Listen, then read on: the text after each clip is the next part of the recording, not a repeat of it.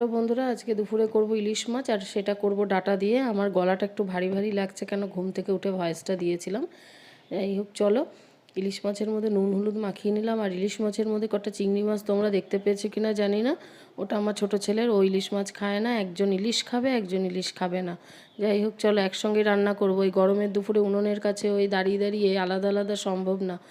এবার ডাটা কালো জিরে ফোড়ন দিয়ে ডাটা দিলাম। ডাটাটা দিয়ে এবার দেখো একটু কটা কাঁচা লঙ্কা চিড়ে দিয়েছি, আর হলুদ লবণ পরিমাণ মতন দিয়ে তারপরে ভালো করে কষাবো। এবার মশলাটাকে কষিয়ে তারপরে পরে দেবো মাছ। মাছটা দিয়ে দিলাম। মাছটা তো হলুদ লবণ মাখানোই ছিল। এবার মাছটা ভালো করে একটু নেড়ে তারপরে একটু কষানো হয়ে গেলে দিয়ে দেবো পরিমাণ মতন জল। আর যে যেরকম ঝোল খাবে সেরকমই দেবে। আমি আর লঙ্কা বাটা দেবো না আজকে, যেহেতু লঙ্কা চিড়ে দিয়েছি, লঙ্কাগুলো ঝাল। আর আমি ইলিশ মাছ লঙ্কা চিড়ে প্রায় দিনই করে থাকি। কেমন হয়েছে রান্নাটা লাইক কমেন্ট শেয়ার করে দিও বন্ধুরা। এখন আসছি।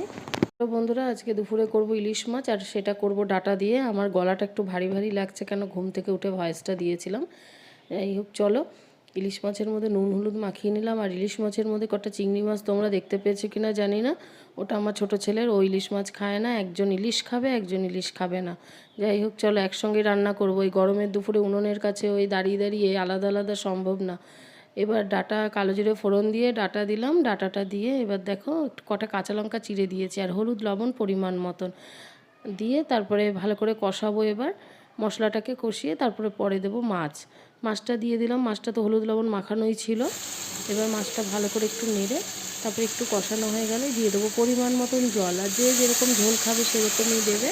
আমি আর লঙ্কা বাটা দেবো না আজকে, যেহেতু লঙ্কা চিড়ে দিয়েছি, লঙ্কাগুলো ঝাল। আর আমি ইলিশ মাছ লঙ্কা চিড়ে প্রায় দিনই করে থাকি। কেমন হয়েছে রান্নাটা লাইক কমেন্ট শেয়ার করে দিও বন্ধুরা। এখন আসছি।